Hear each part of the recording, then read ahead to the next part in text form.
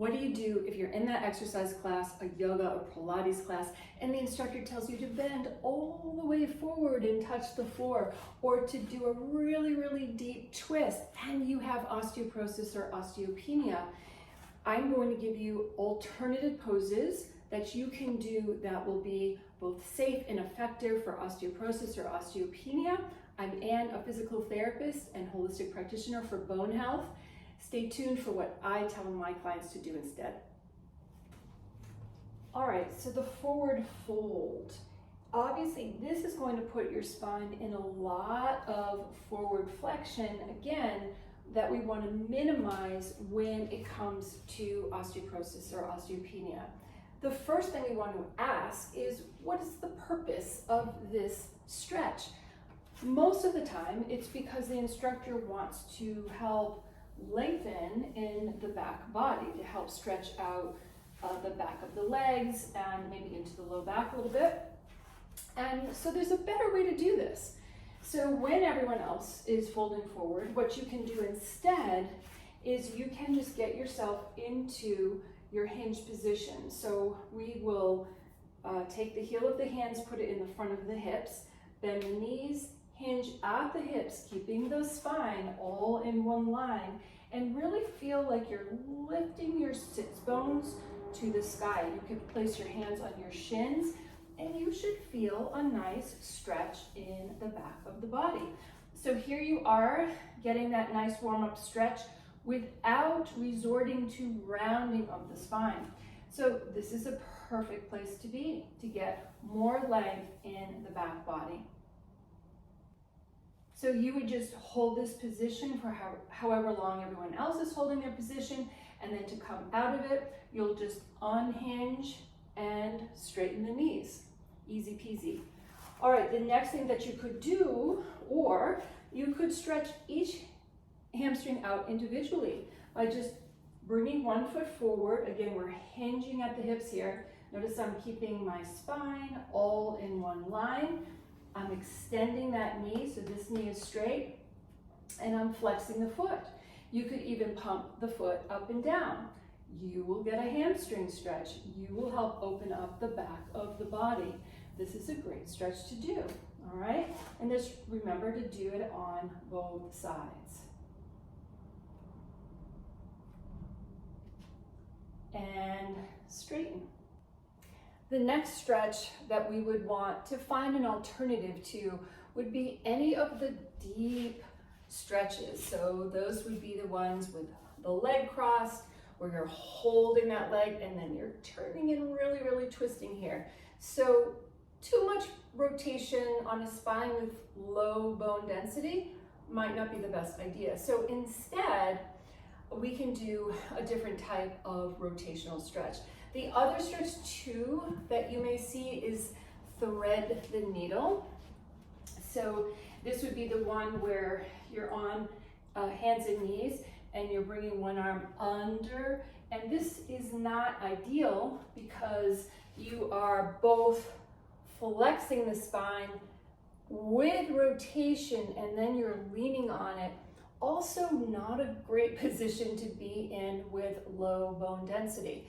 So I'm going to give you a couple different ways that you can do that type of rotation while keeping the spine in a much better alignment with osteoporosis or osteopenia. Okay, so what you would do, you could take a yoga block and stand it this way, or you could take a couple pillows too, and then just sit on them. All right, so this would be, while people are doing that other stretch, you could just grab the block, sit on it, bring your arms together, and then extend tall through the top of the head. Make sure that you've got some nice neutral spine going on here, that the pelvis isn't rocked back, it's not too far forward. You feel the sits bones on the yoga block. You've got that rib cage nice and nestled over the hip bones, shoulders lined up over the rib cage, and hip bones, ears over the shoulders. Now, again, feel that length in the top of the head. Bring the arms to the front, and then just open one hand as you're following it with your gaze. So you're rotating in the upper spine. You're getting more specific movement in the spine in one direction. You're not combining flexion and rotation and side bending. So this is just rotation up of the upper spine, the thoracic spine. It's very gentle and easy to do. All right, so you would just do maybe 5 in each direction. Again, following the hand, only going as far back as you can follow the hand. So coming back and then returning, and you would do 5 or so on each side and return. All right, the next rotation type exercise we can do, these are called different things, but they are often referred to as open books. And what you'll do here is you'll put a pillow, a small pillow, or a block between your legs. You'll come down onto your side. The hips and the knees are bent to about 90 degrees. And you can also have a small support underneath the head if you like. For most people that feels a little bit more comfortable, and you're keeping the spine in a better alignment. And all you're going to do is the same movement. You're going to just take an inhale to reach the arm to the sky, and on the exhale, follow that hand to the back. Take an inhale to come back to the ceiling, and exhale to close the book. And again, inhale to float the arm to the ceiling. On the exhale, open, follow the hand, only go as far as you can and still see the hand. Inhale to ceiling, and exhale to close. And again, inhale to float, exhale. So you're really keeping those knees stacked. They're not moving along with you. You're just moving the upper body.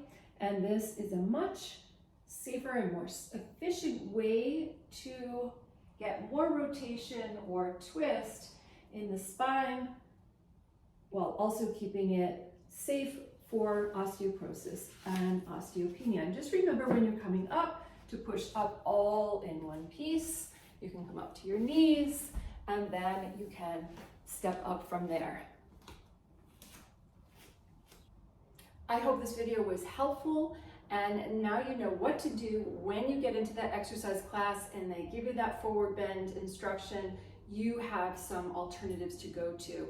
If you like this video, please give it the thumbs up and hit the subscribe button and also the notification button so you will get alerted to the next video. Until next time.